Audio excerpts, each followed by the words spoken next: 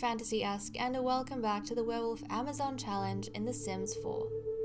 In the last chapter, the pack celebrated Master Eugene's birthday into a young adult. He developed the lazy trait as a result of Ed's influence in his teen years, caring more about taking it easy than working hard. For Ada, this confirmed her opinion that Ed does not make a good match for her son. But that was the least of Ada's problems. On Wednesday night, Helen and Ada got into a brawl over their soured relationship, and following that, Helen chose to break up with Ada, ending things between them once and for all. I can't believe how close we are to wrapping up this generation, finishing it all, moving on to our next court, and our next alpha. I've got so many fun ideas in my head from the playthrough we did in this generation and things I want to change or improve on, so I'm very excited. For now, though, we are focusing in on Charlie over here, because Charlie wants to chat with Michael and see if he can find out about any of Harvey's weaknesses. At this point, he is willing to do anything for an advantage. After their fight last time, it's quickly become apparent how novice Charlie is. I think for the first time ever, he is realizing that being the youngest may not work out in his favor because everyone else has way more experience than him. And he realized that very quickly. What's happening here? What is happening here? Jim and Ben? I didn't expect Jim and Ben to be a thing, but I mean, hey, if they want, that's pretty cool. So yeah, that's kind of become apparent. So at this point, he is trying to be more deviant, and he wants to find out. Wake up, Michael. Go wake up, Michael. He wants to find out if there's anything going on he should know about with Harvey. Like, who better to ask than his father? And I think in Charlie's mind, Michael is a little bit, how shall we put it? Not the brightest. So I think, I was gonna give him props and try and find some stuff out. He feels like he'd be able to easily manipulate Michael and his basic desires to get some information about his older brother. So that's exactly what he's going to try to do. He's going to try and chummy up to him. Obviously, Harvey doesn't have anything huge. There was, that whole secret when he was a child, when he thought he was a non-wolf. There's that, but Harvey kept it to himself. It's not something he talked about with Michael. Michael never even assumed that. He always thought his son was a normal werewolf like everyone else. So he's walked off apparently. But I think in the gossip that he did with Charlie would have managed to get out from him that Michael was trying to, talk Harvey into sabotaging Elma. So he was trying to encourage his son to mess with some of the other contestants, which Charlie might see this as a bit of a weapon that he can use at some point. I don't know. But oh my goodness, we have all the boys here except for Elma. Elma's on the chess table, but look! It's all our boys! Oh, that's exciting. That's so exciting. You know how fulfilling it is, guys, when we spend an entire generation raising a group of kids up, and then you look at them at the end and see how much they've grown and how far their stories have come? It's just so fulfilling to me. And oh my goodness, I just noticed something. Since when do you have a romance with Charlie's father? Charlie, my dude, you gotta be careful, cause you're getting dirt on Harvey. I think Harvey's trying to get dirt on you too. Okay, so the bond between brothers may just break during the succession, because of all this secret sabotaging and drama going on in the background. We're gonna move on to Ed though. So Ed, guys. They're gonna go off to academy pretty soon. they're gonna head off. But Ed wants to check in with Eugene and apologize for being distant lately. He's actually been ignoring Eugene, and he hates how guilty it makes him feel, because on the other hand, having all this space to himself is amazing. So he really likes being on his own and doing whatever the heck he wants and not always having to be around Eugene. He's actually enjoying getting his freedom back. But at the same time, he feels a little bit guilty that he's feeling so good about it all, and that Eugene's probably in his corner pining over him. Okay, let's check in on Eugene before you have to go to academy. You have to go to school soon. So let's check in on Eugene and then you can head off. I don't know how things are going to be between them by the time Ed has aged up. I don't know if they're going to be able to resume their relationship normally, or if this whole experience is going to make it so that they both kind of drift apart from each other. Like, what's going to happen in the next gen when Ed finds some other romantic interest? Someone who's different from Eugene, maybe someone who doesn't give him nearly as much attention. What if he's taken up by that person and he finds it more thrilling to be in that relationship than to be with Eugene? That would be like repeating the disasters or the tragedies of this generation, wouldn't it? Okay, our boys, I think they're heading off to school. I hope they are. So we are going to head off to Helen. So I can't actually fulfill Helen's want right now because it is the daytime, but still we'll go through some sort of socialization. Anyways, Helen over here wants to stargaze with Julia and talk through her breakup with Ada. It's gonna take her some time to recover from the heartbreak of it all, but she knows she made the right choice and she wanted Julia to know that. So she is going to complain about cloudy weather, and we can say that's a way of socializing with, or just brighten her day, brighten the Alpha's day. We can say that's a way of talking to Julia about the whole situation that she had last night and how she took the brave step and broke it off for the betterment of everyone.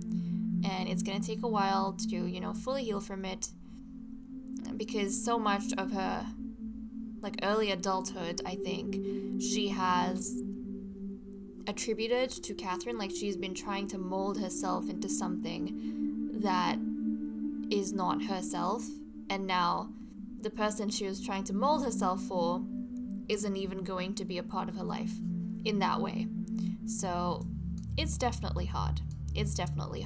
She has to find herself again now. But she wanted to update Julia because it was something Julia was encouraging. So there we go. And finally, Julia here, we're going to have to... Oh, Michael's there. I thought we were going to have to summon him over, but no, he seems to be fine. Julia wants to chat with Michael and ask what he was talking to Charlie about.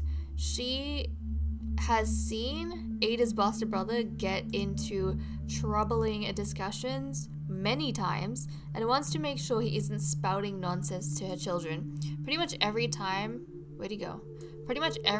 Michael has been involved in a conversation with someone, he's ended up saying something that is absolutely rubbish, or it's detrimental to the pack. He started the rumors with Ada. He was telling his son to sabotage Elma. So Julia feels very uncomfortable whenever Michael gets too close to someone.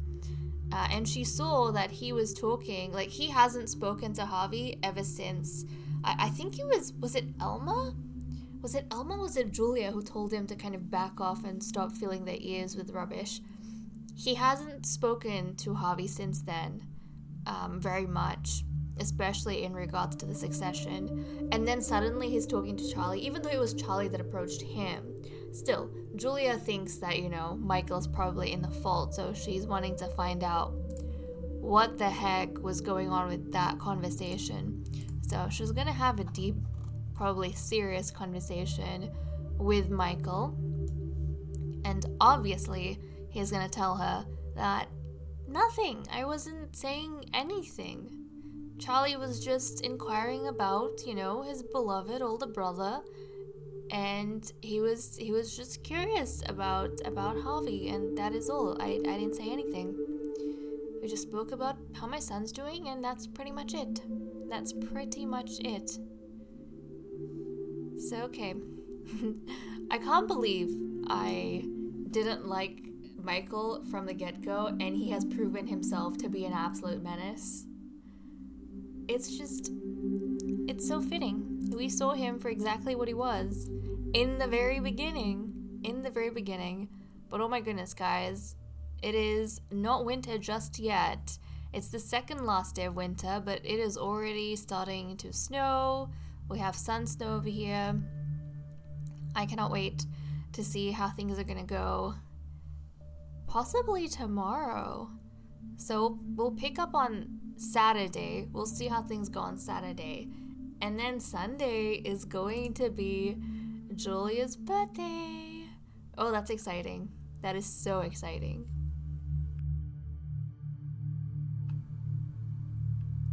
It is the early hours of Saturday morning. Ed is currently talking to himself in the mirror, or he's practicing a debate, I suppose? Yes, I think he is practicing his debate. That's what it says over here. Okay, very nice. Your speech skills, excellent. Your argumentative skills, excellent. He might need it going forward because you never know the position he might end up in. So he can't fulfill his whim right now because he wants to cloud gaze, and it is the nighttime, but that's fine. We'll do something else in its place. Basically, Ed here wants to cloud gaze with Julia and ask her about what being alpha is like. He doesn't know whether he'll end up leading the pack or not, but he's been thinking about the possibility of it. Obviously, Ed is the type of person who kind of prefers to stay invisible and out of politics. He prefers to just party and enjoy himself, not really have any sort of responsibility on his shoulders. But I think as the time for Succession is getting closer, he is trying to wisen up just a little bit. He wants to know more about the life he could potentially lead, because it wouldn't do anyone good for him to be caught off guard. Plus, if he knows what's coming, he might be able to navigate that with his fun lifestyle a lot better. So I think I mentioned that when I was, evaluating the sons to see who would make really good alphas, I think I said, in my opinion, Harvey, Ed, and Edwin would be the best alpha types. So Ed, he is, very aware of his surroundings and things, but the role of alpha, the responsibility of alpha, he's never been interested in it, so he hasn't paid too much attention about what it entails and the burden of it. So he's finally wanting to know more so that it doesn't basically catch him off guard, which I think is really nice. So we'll go and we'll see. Okay, Julia's cooking. Julia, we're gonna have to interrupt, mother dearest.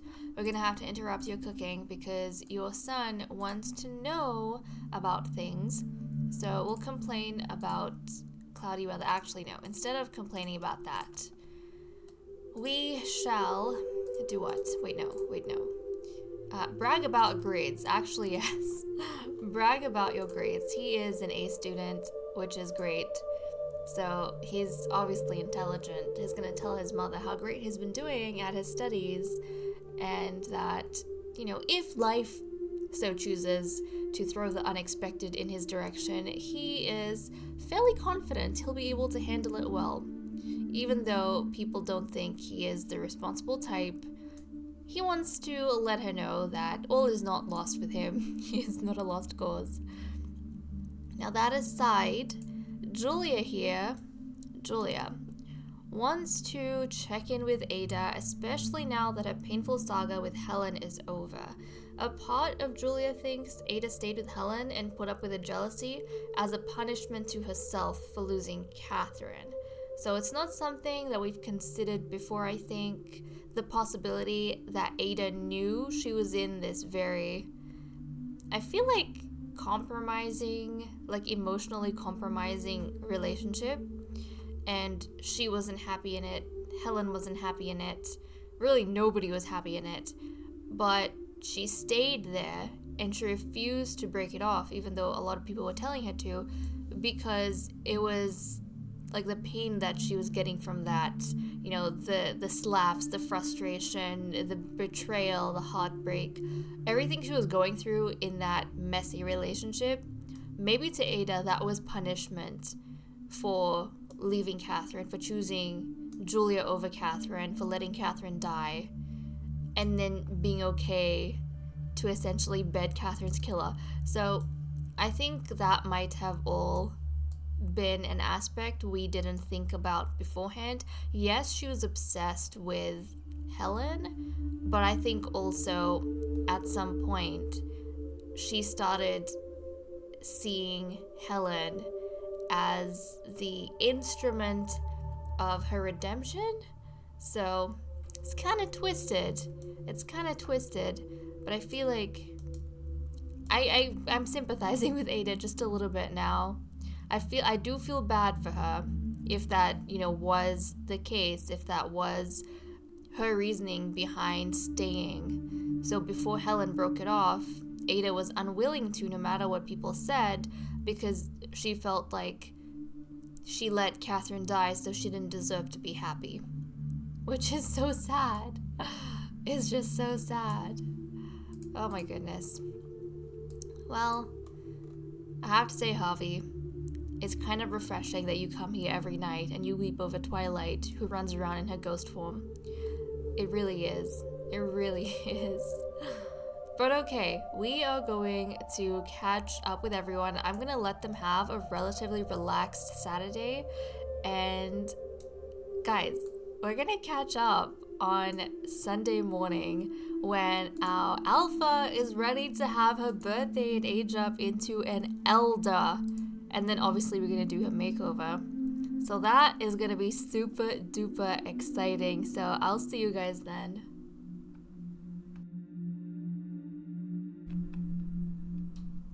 It is the early hours of Sunday morning. Everyone is busy socializing with one another at the alcove, and it is officially the first day of winter. Okay, we have a couple of notes before we get into Julia's birthday and have her age up into an elder, starting off with Ed. So Ed here wants to be mischievous with Julia now that they've spent some time bonding with each other. He's learned more about what it takes to be an alpha, and he's back to feeling playful again. Hopefully his mother doesn't mind his cheeky side. So he's over here going to do a little bit of mischief. He's gonna pull a prank. I don't think you want to slap your mother on her birthday. I don't think so. The mischief? He's gonna scare her just a little bit with something, but this is just, you know, a little prank that he's pulling. He's just pulling a little bit of a prank. So there we go. They have this really sweet, playful relationship. And, oh, did Julia mind? I couldn't see. I don't think she minded that, thank goodness.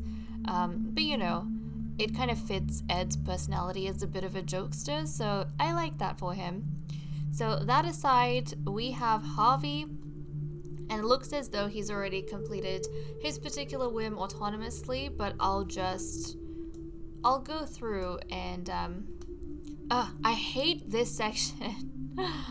I really don't like this section of the alcove because the camera just keeps bouncing everywhere. It just keeps bouncing, and I don't know why some of these Sims are dressed the way they are. For example, Elma, why are you still in your swimwear when it is so cold? Get changed into your outerwear. Thank you. Thank you. Right. Julia. No, Javi. Sorry, Javi. My boy. The camera just won't let me get to you. Okay, I'm just gonna have to deal with it from this angle. Maybe this angle? Okay, there we go. This kind of, I can't see your face, but hey, this kind of works. So Harvey wants to chat with Julia and wish her a happy birthday. He knows the succession is imminent and is trying to chummy up to her before then in hopes of gaining extra points, you know, brownie points. It'll be to no avail, but he will still try. It doesn't matter how affectionate the alpha is of any of her children, that is not going to affect her in the slightest when they are going through the succession. It's gonna have like no part in anything. But Harvey, he's still gonna try, just anyway, anyhow.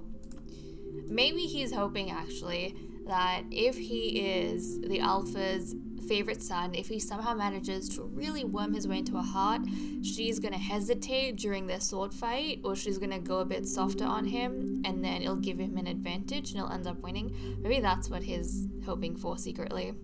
So we've got that, and then finally we have Ada.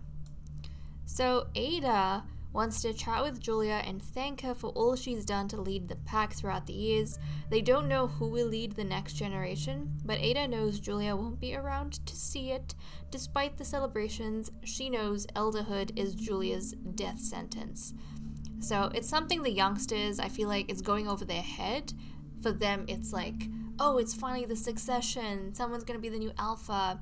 I could be the new alpha. And they're so caught up in, you know, what they have to do. They're forgetting the curse of the cursed bloodline. The fact that when an alpha becomes an elder, they will die very quickly.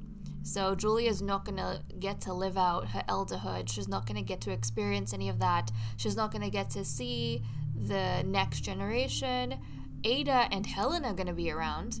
They're going to be able to see the next generation. In fact, I want to try and have them live on the same lot as our Sims. So when I do the multi-family lot with the for rent pack, I definitely am going to include, you know, Sims from the previous generation, like our ladies from the previous generation as part of that.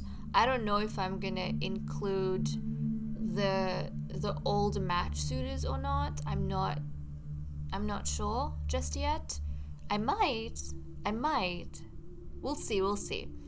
But, or if I kind of let them go off, like be exiled, or let them keep their particular place, like wherever they're living now, maybe I'll let them keep that particular building. I'm not entirely sure. I might move them to the graveyard and have them look after the graveyard, or not, maybe. I suppose I could have a multi-lot graveyard where a portion of it is lived in by the older match suitors, so the fathers of our boys, and that way we can go visit the graveyard separately, and the match suitors can also live there, and we'll say they're tending to the graveyard. So, some ideas that I'm having, But yes, that is something that is going to happen. Julia's not going to be around, even though Helen and Ada will be, which is heartbreaking, but the kids aren't thinking about it, and they probably won't think about it until she actually croaks. So now that I'm done with all of that, oh wait, did you even speak to her? You didn't even speak to her, you silly goose. Okay, that's probably my fault. I need to cancel these conversations, and we are gonna go ahead and let's see. How can we... Maybe we'll have banter with old friend. Oh, that's sweet. Okay, they're gonna banter. She's gonna banter with old friend about all the days that they have spent together, all the time that has passed, the memories they have from the very early days. Ada's actually been around for a long time. We had a lot of deaths in the beginning, but then Ada kind of came and she stuck around, and she is the longest surviving female member after Julia.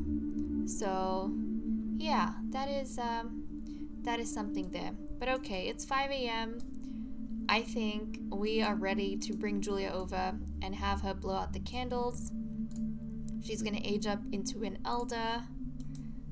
This is sad, but I'm also very excited. I had a lot of fun with this generation, but I think I'm ready. I'm ready for it to be over and for us to move on to some new ideas. Okay, Julia, she's hesitating, she's taking her time.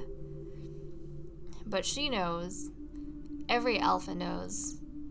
And it's not a secret in the pack per se. I'm sure they would have learned in their histories that the alpha does pass away very quickly after becoming an elder, like after the succession. They would know this. They wouldn't keep it a secret because it's you know, part of the history. It's part of their origin story. The whole reason the werewolves only turn and become absolute beasts who are incapable of anything but snarling at each other on the full moon is because the alpha, or the cursed bloodline, they sacrifice themselves to like bind the curse to them. So as a result, that curse slowly kills them over time, and so they die way before other Sims might die naturally. And it's part of what makes the alpha so revered and so honorable. So here we go, Julia. She's gonna be an old lady. Okay, here we go. Aww. Okay, Julia is an elder. So I need to see. I'm not sure if I am actually going to... I'm gonna give her a makeover. I will. But I'm wondering if I'm not sure right now whether or not I'm gonna give her like an elder skin. Like if I'm gonna give her an elder overlay. Maybe I should, but then I don't give the Sims who are outside of the family, I wouldn't go and give them elder overlays. So maybe I won't. Maybe I'll keep the skin that she has, but I'll see. We'll change her up just a little bit. But I mean, they are supernatural. They are werewolves, so surely they are gonna look way more youthful than, human Sims. But okay, let me give her a makeover, see what I actually decide to do with her, and then we can come back and see her in Cass. I finished Queen Julia's makeover as an elder. I decided in the end not to go with an elder skin overlay. One, because this skin overlay looks so pretty and I didn't want to let it go. And two, because I just think it's gonna be impractical for me to switch skins for my Sims when they become elders, especially because I'm working with such a huge cast of characters. There's gonna be so much more work for me to do, and how am I supposed to keep up with everyone's ages outside of our immediate household? It's just too much work. So I ended up not going with that particular plan, but I have something else that's kind of in place. We're gonna take a close-up of the queen's face, her new makeup and hair, and then we are going to quickly go through the swatches she has for her outfits. So, this is our alpha. She has more bronzed makeup now, which I like. Definitely more neutral, especially now that she is an elder. And one thing I did with the hairs, so I've actually gone ahead and downloaded streaks, which I have a link to in my CC list if you guys are interested, but it's a separate accessory that you can put on your Sims and it colors their hair with streaks.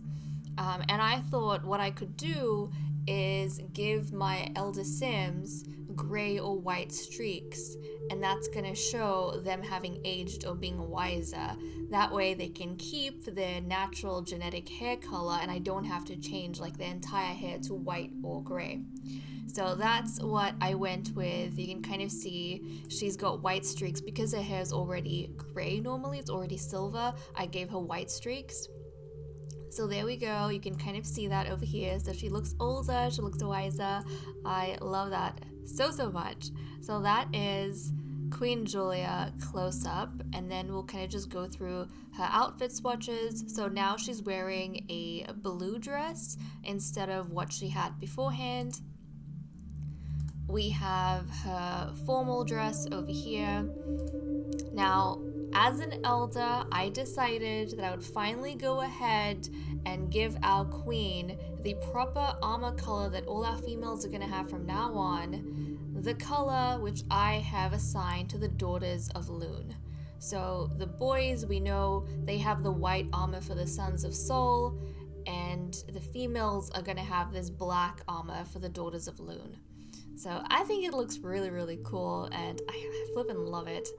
So we have this, we have her sleepwear, her party wear, swimwear, hot weather, which is the same as her everyday, and her outerwear. So kind of like watermelon colors, blue colors, a mix of both, and then the black armor. So that is what we have for Queen Julia, guys.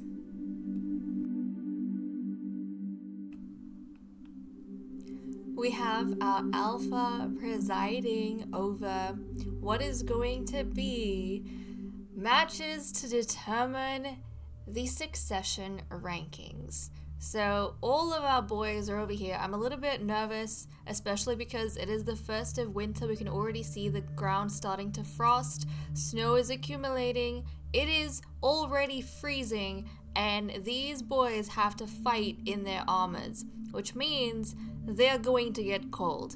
If we are not careful, they could potentially die from, ice, which we don't want, but that is just part of the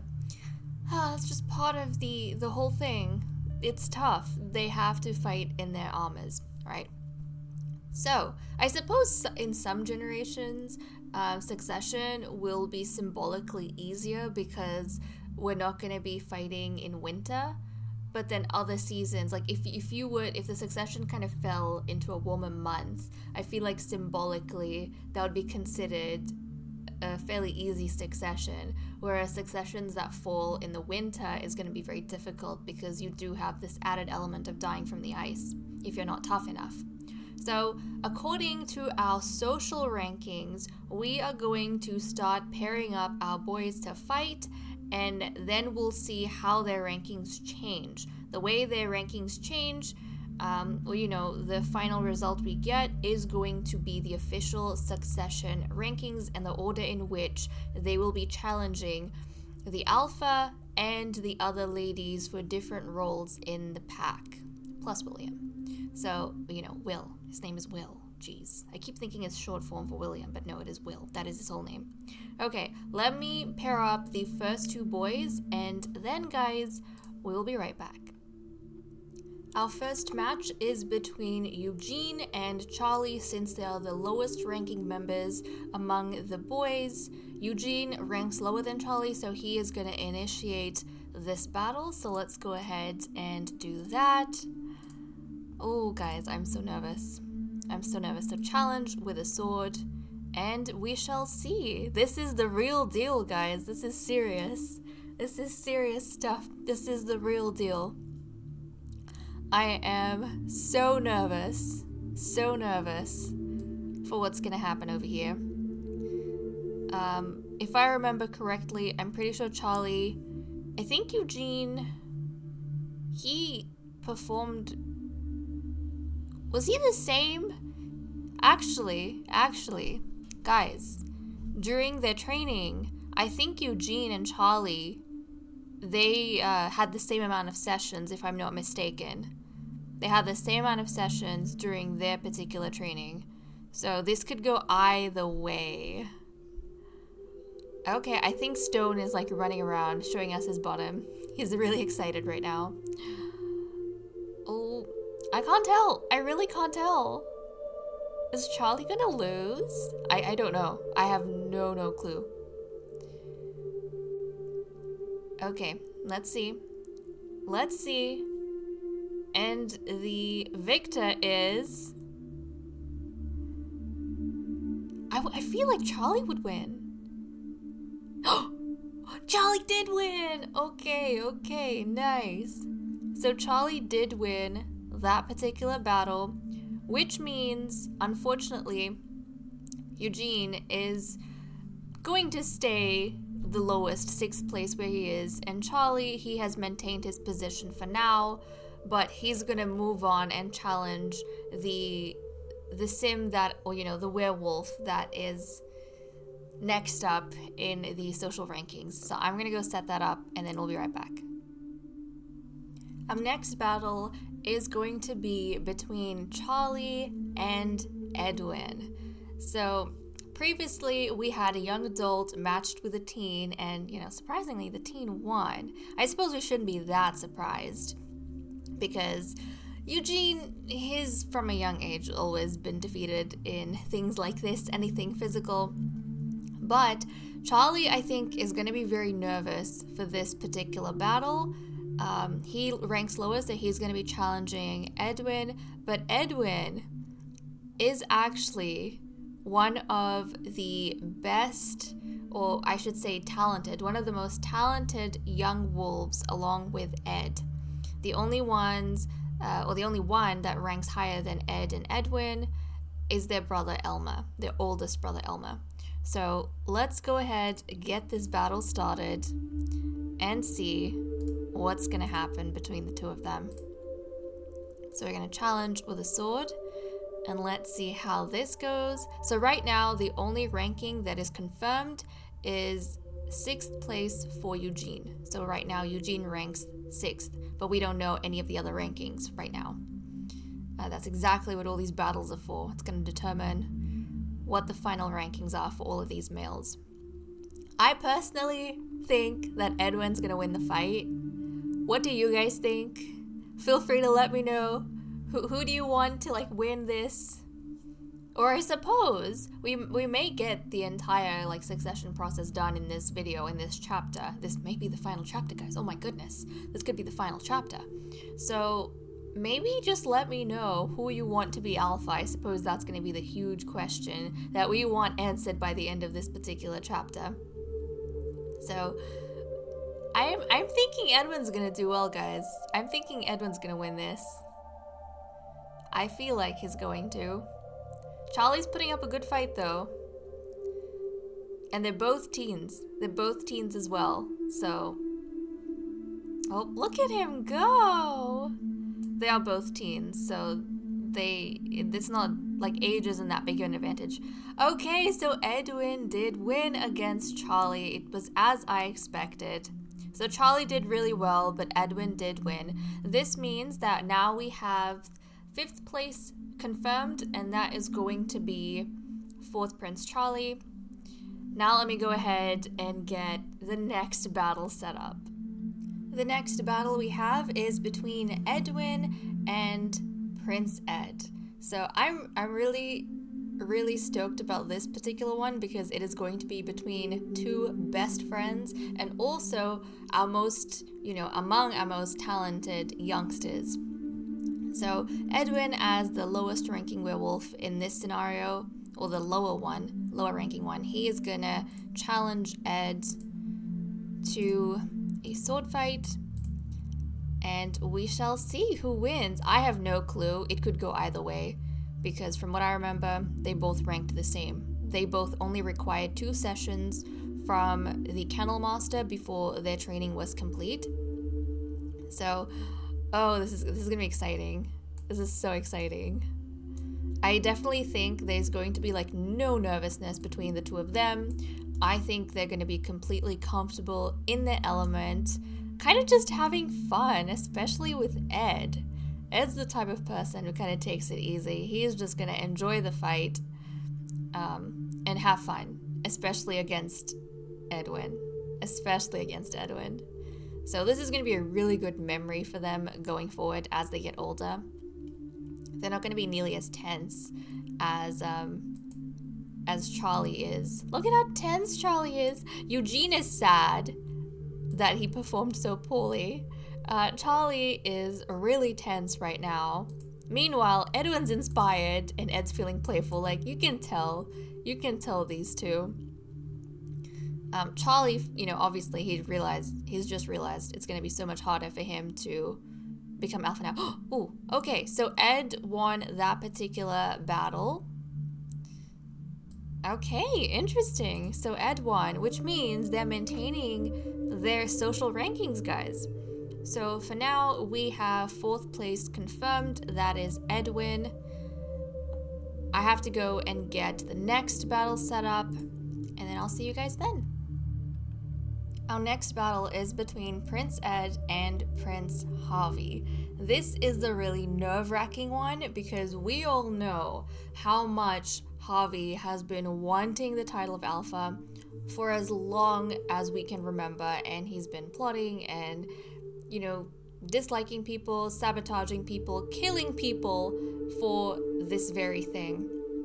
So now we are going to see what ends up happening. Personally, Ed is way more talented than Harvey in sword fighting, because I think Harvey was actually the least talented. So for Ed, he required only 2 sessions in training. Harvey required 4 sessions, but he has done a lot, I think, of personal autonomous training since then. So we'll have to see what ends up happening. Ed is going to initiate this particular challenge. So let's go ahead, challenge with the sword, and see what happens. So Ed's feeling happy right now. He is in a fairly good mood. He doesn't think too strongly about this whole thing. He's kind of just, he's happy to be here. I mean, he got through one battle, so he feels like that was a good experience. Harvey is feeling playful. Maybe he feels like he's got a pretty clear advantage over his younger brother. But I feel like he shouldn't be too arrogant because you never know how it could turn out. I personally hope Ed wins. But then again, all of these rankings, I mean, ranking high just means you have a higher chance of becoming alpha, a higher chance, because, you will be early in the line to fight. But it's not a guarantee. It's not a guarantee by any means.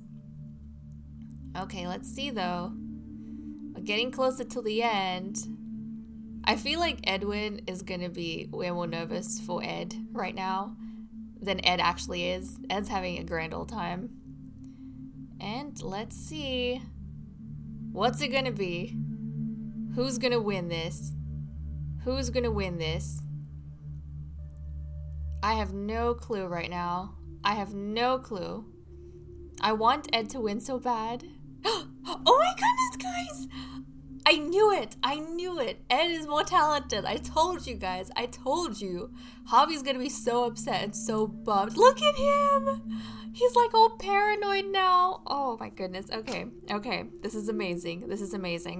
This means, guys, we have third place. Yes. Third place confirmed, and that is Prince Harvey. So now I need to go and arrange our final match, and then I'll see you guys then. Our final battle for the Succession rankings is going to be between Prince Ed and Prince Elma. So guys, let's get this started. Ed is the lower ranking prince, so he is going to initiate this challenge. Oh, they are very, very closely matched, but, hold on a second, Ed. They're very closely matched, but Elma only needed 1 training session, and Ed needed 2.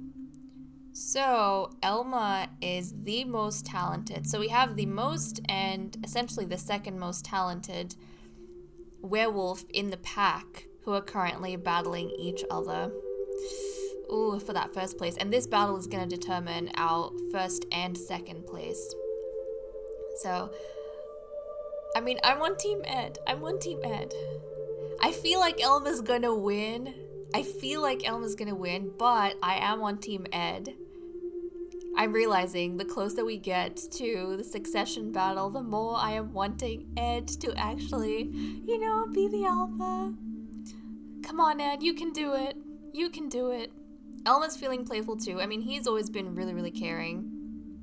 And I think he'd be happy. He's taking this seriously, but he'd be happy for every kid who participates, every wolf who participates in this battle. And I think he'd be proud of everyone for whatever rank they achieve. That's just the way that Elma is. And look, in the time it's taken us to get through these battles, the ground has been completely covered in snow. Okay. Oh, Elma, you won! Okay. That was kind of expected. So there we go, guys.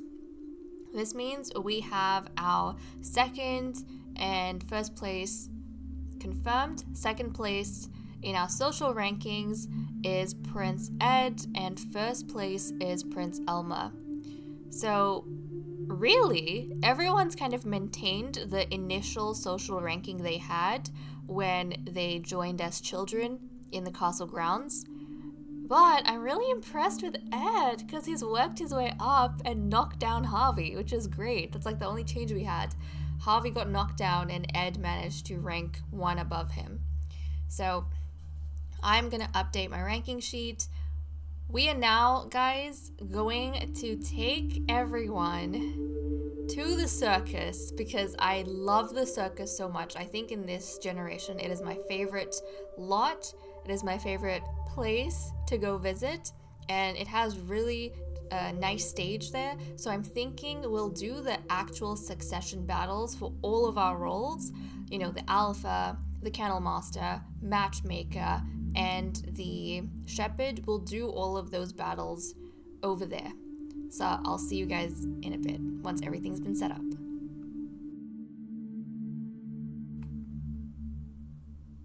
The pack has gathered at the circus, guys. Thank you, Lord Jesse, for congratulating us on our birthday. My birthday, in fact, guys, is actually tomorrow. I'm turning 24, so this is kind of exciting and all falling into line very nicely. Harvey, where are you going? Okay, he's always attracted to the horses. Let's try not to get distracted, my boy, because this, guys, is the succession. This is what is going to determine who is in what role going forward. So the roles we are fighting for right now. We have the alpha title, we have the matchmaker's title, we have the kennel master's title, the shepherd's title, and then the last 2 boys that we have remaining who don't manage to secure any of the other titles, they'll become educators in the pack. And essentially, I'll probably assign them to either the Royal Guard, maybe. We could reassign them to the Royal Guard, or kind of just make it so that they help to look after and educate the youngsters. But I'm thinking they might be the ones, the educators who essentially train the Royal Guard. That's kind of where my mind is at. So yeah, either they'll become educators. I haven't settled on a name for their role. They could be educators or captains. I might make them, if it's the Royal Guard, I might make them like dual captains. So we might do that actually. That does sound good. So let me go ahead, get our Sims in their armor, and we'll do the same thing we did for the rankings. We're gonna line up the Sims according to their rankings, and they're gonna basically fight our Generation 1 ladies, and I will teleport him over when we need him until we have victors. So, okay guys, let's see how this goes. The first child of the pack to challenge Julia for the title of Alpha according to his succession ranking is Elma. So Prince Elma is going to initiate this particular fight, and this is serious, guys. Elma could become our next Alpha with this. So let's see how the 2 of them go. I am not entirely sure of Julia's proficiency with the sword. We have seen her several times battle it out with our various Sims, but so has Elma. So really, there is no way we haven't seen Julia really go up against her kids, any of the kids. So I'm not entirely sure how well she's going to do. It does seem as though Elma is very, very confident, but she's really happy too. She seems to be having a good time right now. But Elma, I don't know, guys. Elma has a really, really good chance. I feel like Elma has a really good chance of winning this. But it's important because if he doesn't win this, he won't get another chance until everyone else has had a chance. But basically, the social ranking allows him to get first pick, right? So let's see, how's this gonna go? It's almost done. It's almost over. Oh, my stomach is in knots. Guys, do you know what this means? This means that Elma is our next Alpha. Elma, my dude. Look at him. He's giving everyone else the suspicious eyes. Okay, what is everyone's reaction? She's obviously pleased. Helen probably feels like, It's no surprise. It's about time. Eugene was like, see, I knew I wouldn't stand a chance. That's why I didn't even try. Charlie is not happy and very confused. He was like, what the hell? I didn't even get a chance. Harvey is trying to pretend like this doesn't affect him. He's not even looking at his brother's victory. He just can't. I love Edward's reaction. He's so cute. He's probably like eyes wide looking at how amazing Elma is. Oh my goodness. He's so cute. And then we have Ed. He's just laughing in the background. He's like, yeah, this is fun in games. Oh, thank goodness I didn't become Alpha. I don't know what I'll do with such a big title, but at least I'll be able to have some fun under my brother's reign. Oh, I love that. And then Ada, she is quite pleased because we know that Elma was actually, I think, her favorite prince among all of them. In fact, she wanted her son Eugene to end up with Elma, not with Ed. So she probably feels like, yes, my choices are validated. The kid that I said I didn't like wasn't a good influence on my son, but the one I do like, look at him. He went on to become Alpha. To be fair though, I thought about this not that long ago. Eugene and Elma are actually best friends. So who's saying that it wasn't Eugene being influenced by Elma to become lazy? I don't know. Food for thought. But congratulations, Elma. You are our Alpha now. So there we go. That is done and well.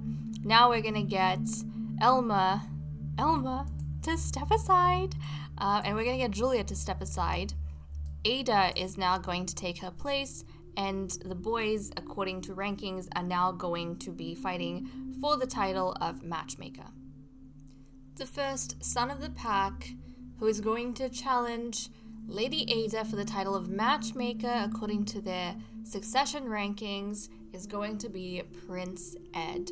So let's go ahead, get him to challenge her, and see whether or not he ends up becoming the matchmaker. To be honest, I feel like this role would suit him because, I mean, where are they going? Where are they going for their match? Oh, they're going to fight outside in the snow, not on the stage? I mean, hey, okay, I suppose Ada wants a little bit of privacy. Okay, that's fine. I don't know if anyone's going to come out to watch them, but she wanted some privacy for this particular fight out in the snow. Out in the snow.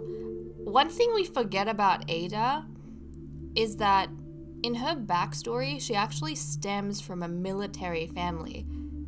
She grew up doing all of this, but she was forced to, soften up and take on the role of matchmaker, which was very alien to her. She was even unflirty when she came in. But I feel like it's been so long that these skills that she grew up with might have become rusty. But I don't know. We'll see how Ed does. I feel like this would be the most playful role for him to have, and the role with the least amount of responsibility. I mean, if he becomes a kennel master, he has to worry about everyone's training. If he becomes a shepherd, he has to raise children. If he becomes a captain, he has to train the guard. Oh no! Oh no, Ed. See, there we go, guys. There we go. Ada and her military family. Something we forgot. He dislikes ranch music. Oh, that's funny. He's not happy. It's the full moon? I didn't realize. I did not realize it was a full moon, guys. What? Oh my goodness, this means everyone's gonna start turning, just watch, everyone's gonna start turning into werewolves, and I'm gonna have to come back in the morning to continue with the succession. But for now, it is pretty clear that Ed has lost, which means we're gonna have to set up the next person for the title of matchmaker once everyone has recovered from their transformation. Unless I can fit in a battle before that point. I don't think we'll be able to. I think I'll have to wait until afterwards, but that's fine. Guys, overnight we received the unfortunate news that Prince Wilcus has passed away from old age. I didn't even realize that Will was an elder, but he died, his time came, he passed on. So this does mean once we finish the battles for Matchmaker and Kennel Master, basically the highest ranking male left out of our Succession rankings is going to take on the position of Shepherd. And then the lowest two ranking males are going to become the captains of the Royal Guard. So let's get Harvey to challenge Ada for the title of Matchmaker. Oh no, don't be uncomfortable. Don't tell me, what is this from? Don't tell me that you are uncomfortable. I am going to make him, let's see, can we make him fine? There we go. He's gonna be fine because this is important. We gotta get this done. Okay, let's challenge her with a sword, and I probably am gonna have to be making a lot of these sims fine because... Ada, can you concentrate? Thank you. Are they going outside for their fight too? Ooh, okay, they're having the fight out in the snow. That's nice. I guess Ada just doesn't like fighting inside. Like I was saying, I am worried about Harvey being the matchmaker because he's very manipulative. He's evil, as we know. He doesn't have people's best interests at heart. And I mean, if he's the one that's going to be deciding, essentially, who you have your children with, isn't that slightly concerning? He's in a position where he can literally pull the genetic strings. I don't know how I feel about that. So, I'm hoping that Ada once again succeeds. I would much rather one of the other boys take on this role. I would much rather this go to like Eugene or Edwin even. Not even Charlie. Charlie would be terrible at this role, I think. But actually, Charlie would be terrible at most roles. I feel like Charlie is really only suited to perhaps being captain. I think he's gonna destroy like his relationship with everyone if he gets put into any role of importance. So hopefully that is not something that happens. You're kidding me. Harvey won? Harvey won. Guys, he struck the genetic lottery. Essentially, he gets to pick, or he gets to narrow down, right? His mates, basically the females who are going to be having his offspring, not only does he get to choose that, he essentially gets to decide which princes are born into the pack.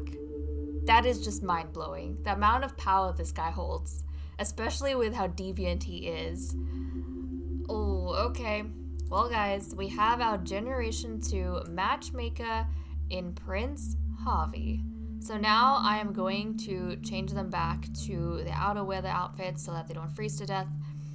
And we need to get Helen ready to have the battles for all the, have the battles with the remaining boys to see who's going to become Kennel Master. According to the Succession rankings, our first son of the pack to challenge our Kennel Master for her title is going to be Prince Ed. He looks so upset right now. So upset. I might have to make his mood kind of... Oh no, he can challenge with a sword. Excellent. Yeah, he's obviously not too happy. They've kind of found out that their uncle has died. Will has passed on. He's not even getting to see any of this. But honestly, guys, I don't think Ed is suited for the role of Kennel Master. He's never been one to be that into, the whole training thing. I feel like out of the boys left, Edwin would be most suited for this role. I'm kind of hoping it goes to Edwin. I mean, what is Ed gonna do? Train the kids? That's not Ed. That's not Prince Ed. If anything, I feel like he would have suited either the position of alpha or the position of matchmaker. Like the Playboy romancer, that kind of fits his image. Whereas the Kennel Master, it's too much activity and too much responsibility. His best friend is kind of more equipped for this sort of thing. So, I don't know. We'll see how we go. The boys are supposed to be in school right now, but hey, we've got more important things like the future of the flippin' kingdom. So let's see how he goes. We're about to put an end to this. And, nope. Were they evenly matched? Are you telling me they were evenly matched? I think they were evenly matched, guys. We'll do it again. We need an outcome. We need a loss, or we need a victory. It can't just end like this. We need a proper, he's getting a school warning. We need a proper outcome. Thank you very much. It is also Ada's and Ed's birthday today. So they are supposed to be aging up into their next life stages. But hey, that is something I'll have to take care of at a later point. Maybe after we finish all of the Succession stuff. Then I might go ahead and have a birthday for them. Get them to blow out candles. Give them makeovers. We'll have to see. But come on, Ed. I really don't think this is for him, guys. I don't. Ed has what? I suppose if he doesn't get into any of this, he would become a captain. But you know what? Captain would probably suit him more than any of these roles. I think Captain would suit him more. I feel like Eugene would make the perfect shepherd. Edwin would make the perfect kennel master. And Charlie and Ed would probably make decent captains. I think, yeah. I think that is probably going to work best. I actually would have preferred if... I have preferences. We can discuss them later. What? Okay, well, I mean, he is talented. I suppose if we think from the perspective that apart from Elma, who ended up becoming Alpha, Ed is the next most talented, alongside Edwin. He's the next most talented youngster. So I suppose it makes sense that the most talented teaches the youngsters how to, sword fight. Such an essential skill that they'll need in the future. So, okay, there we go, guys. We have now worked out who our next kennel master is going to be. It is Prince Ed. So far, it seems as though everyone is, not everyone, but everything is staying within the bloodline. The cursed boys, they're kind of taking over everything. So I am going to get these two changed. I have Sims to flip and delete. And then I just realized, guys, Will isn't here. Will is not here, which means we actually know the outcome for our other roles. Okay, so now that Ed is our kennel master, it means that Edwin, our really active our really active boy who is always being super wolfy and into all these athletic things, he's actually going to be the shepherd. Oh, okay, these two are obviously not happy with each other, but he's going to be the shepherd.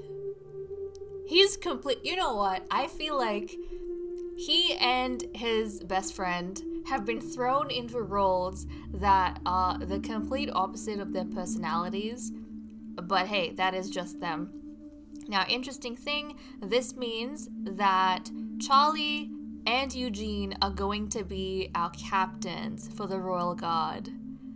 This I find very, very funny because I can see Charlie being the captain that everyone hates and Eugene being the captain that everyone loves because Charlie's so mean to his subordinates, whereas Eugene's gonna be really nice to everyone. So, good cop, bad cop. But they make a good duo. So there we go. We have our captains, we have our shepherd, we have our kennel master, matchmaker, and alpha. So now that all of that is wrapped up, I think we can have a little bit of a celebration here. With our pack members, I need to get a cake set up. We are going to blow out the candles. I'm going to give Ada and... Ed a makeover. We'll see how they look, and that is going to be the end of Generation 1 for our werewolf Amazons, guys.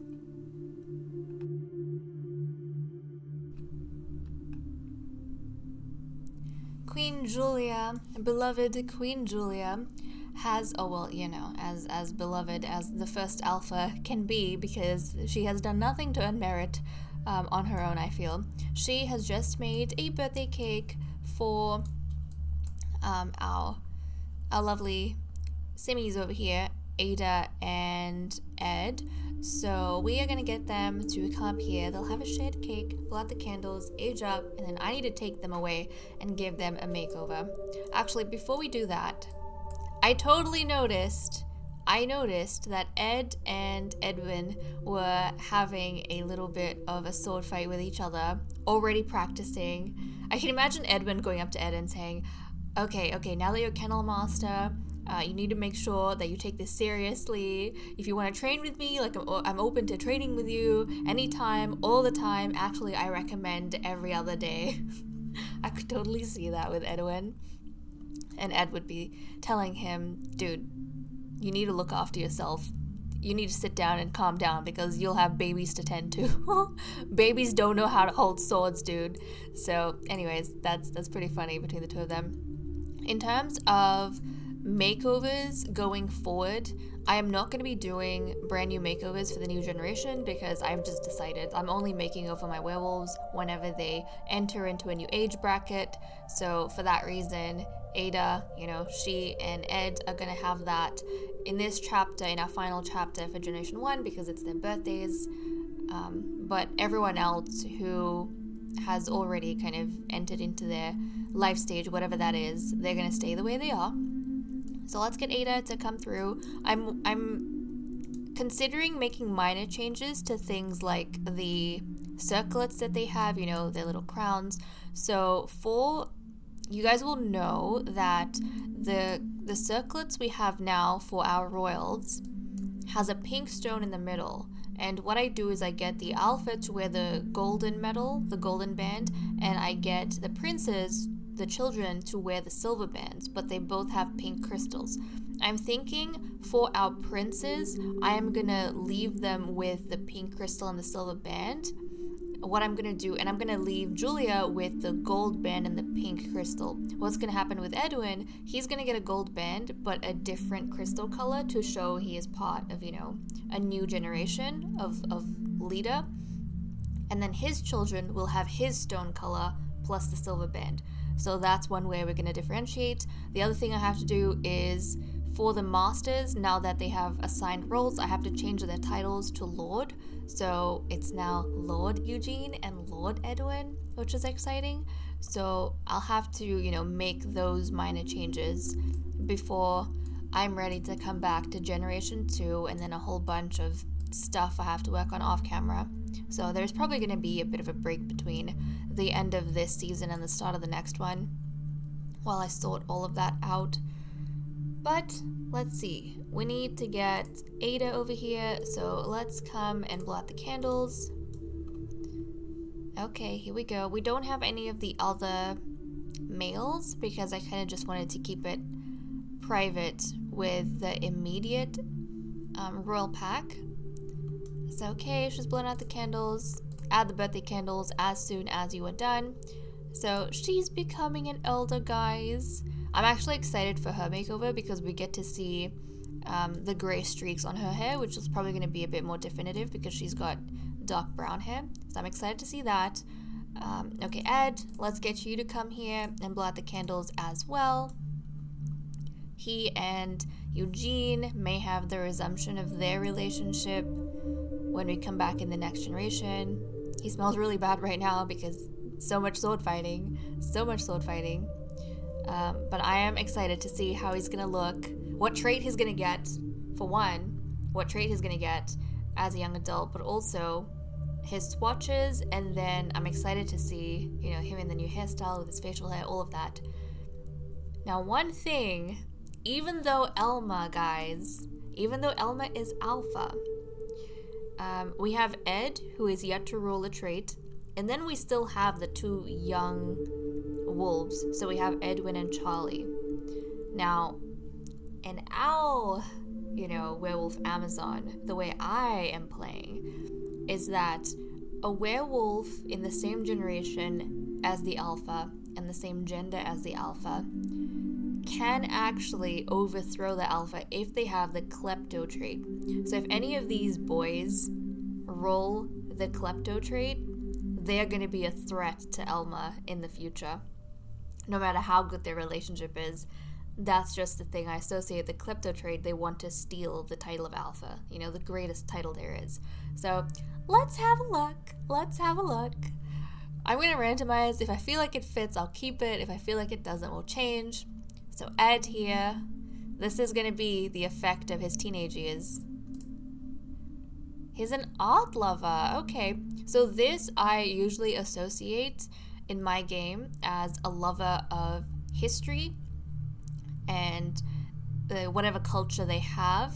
So I suppose through this whole process of seeing the way the Succession works, everyone getting their roles, basically seeing the fruition of things that they have worked towards their whole lives, has given him a sense of appreciation for the culture that he is in. So that's actually really nice. That's really nice. Yeah, and I think he is going to start taking pride in that culture a little bit more, and pride in things like the fact that, miraculously, he is Kennel Master, a responsibility he never thought he would have, and he was convinced his best friend Edwin would win. But no, it has landed on his lap, and with Edwin's support, he's sure he can go ahead and do a good job. So I like that. That's nice. There we go. We'll wrap this up. So it means right now the only potential threats to Elma's rule is going to be Edwin and Charlie, because they have yet to roll their young adult traits. That's going to probably happen in the next generation. So let me go ahead, give these guys a makeover, and then I'll see you guys in CAS. Okay, I have finished the makeover for our birthday werewolves. We are going to first go over Lady Ada, check out her makeup, her new hair, and then the swatches for her outfits, and then we'll jump over to Prince Ed, who I feel like out of all the werewolf boys has had the most drastic makeover from teenager to young adult so far. Okay, let's get into our lovely lady over here. I really like the way Ada looks now, like the styling she has as an elder. I think it is my favorite out of all of her life stages. I actually preferred her adult stage to her young adult, which is not a surprise, and I like her elder stage more than her adult stage, so it's a little bit strange, but I think as Ada ages, she is becoming more and more beautiful and dignified. So there we go. I gave her a brown lip as well. I don't know, I'm just really into the brown lips of late. So I'm really happy with that, and I feel like her eyes are a lot more bold than she had before. And darker than what she had going on before. And this hair, I just love on her. It looks so nice, and you can see the, few streaks of white that we have. Now, something I have to mention about the streaks, in case some of you guys download it in your own games and you feel like it's broken or it doesn't work. So this particular accessory for the streaks, it is made for one specific custom hair, and it will look a certain way on that hair, but I don't have that hair, and I like to use it in my other hairs for like this purpose that I explained to you guys, which means that it is going to be a hit or a miss with certain CC, even like the Max's hairs. You can use this on Max's hairs, for the same effect, but it's going to be a little bit hit and miss. So it looks good on some hairs, and it looks really choppy and blocky on others, so you just have to be careful about what hairs you mix it with and you use. In this hair, it worked really well. I love the fact that you have these white locks kind of at the front, and then you have a few streaks in her bun, but for the most part, she still has her brown hair. It just, shows she's a wise wolf now. She's a wise wolf, and I love that. So this is her everyday. We have her formal wear over here. I have gone ahead, now that she's an elder, and given her the black armor for the Daughters of Loon. I was wondering whether I should just change the armors for all the females, but I decided in the end that I would change it as they became elders, and then any females I introduce in the next generation will already have the black armors. So there we go, that is that. Same for the teenage boys. I'm actually going to leave them with their lilac/chocolate armors until they age into a young adult, and then they'll get the white armor for the Sons of Soul like I've been doing so far. So there we go. Her sleepwear, we have her party wear, which is very dark and looks nice. We have her swimwear, hot weather, which is the same as every day. And then we have her cold weather outfit. So that is it for Lady Ada, and now we're gonna jump over to Prince Ed Curse. Look at him, guys. He looks a lot more like his father. A lot more, I feel like, now that he is a young adult, compared to when he was a teen. But I feel like his makeover is the most drastic. Like, the hairstyle change and the facial hair is changing up his look quite a bit, but I like it. I think he's really, really handsome, actually. He was good looking as a teen, and I think he's really handsome right now. So we've already talked through his trait. We'll do a close-up of his face, and then we'll look through his swatches real quick. So come on, look down here, boy. Okay, there we go. So this is Prince Ed. Look at him. Look at him. He's so cool. He definitely looks more like his father, but I feel like he got the best of both parents. I can't pinpoint in what way he inherited his mother's features, but I'm telling you, he got the best of both parents. I feel like he's better looking than his father is. So I love the way the facial hair looks on him. There's some Sims I have mixed feelings about. Like, I don't know if... I think Elma looked better as a teen than he does as a young adult with his facial hair. Like, he looked better without facial hair. I feel like it looks a bit odd with facial hair, but it really suits Ed. It really suits Ed. So anyways, that is him. This is his cold weather. Oh, we got thrown all the way to the back. Okay, we have his everyday attire over here. Then we have his formal wear. We have his athletics. He has the white armor for the Sons of Soul. Sleepwear, party wear, swimwear, hot weather, which is the same as every day, and we already saw this, but his cold weather outfit. So he's dressed in, I guess, like a gray and green sort of theme. And there we go. That is it for Prince Ed. And quickly, while we're in cast, I wanted to show you guys the crystal color that Elma ended up taking for his generation. So unlike his siblings and his mother, he has a green crystal. I don't know how green this is coming across to you guys. It's kind of minty, like a mint green. And you know, he's got the golden band. So his kids are going to have the mint green and the silver band. So there we go. That is it for our simmies.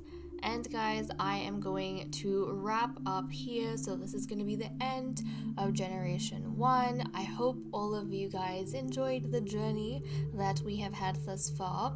I think this is the quickest we have ever finished an Amazon generation.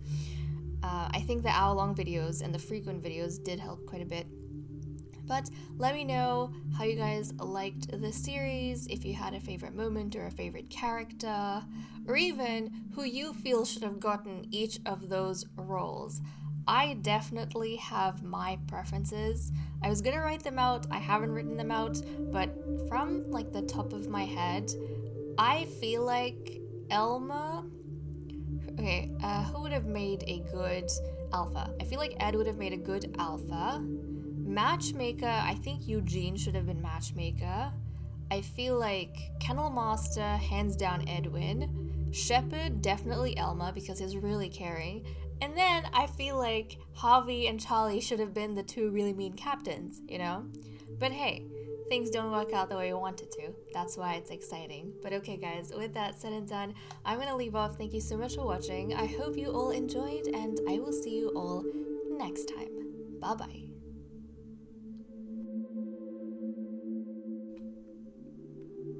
I was about to leave off, guys, but then I remembered, wait, the alpha's death. So this season and this generation, of course, has to end with the bloodline curse overtaking Queen Julia and her succumbing to the poison in her blood and dying. All of this before her son officially takes the throne.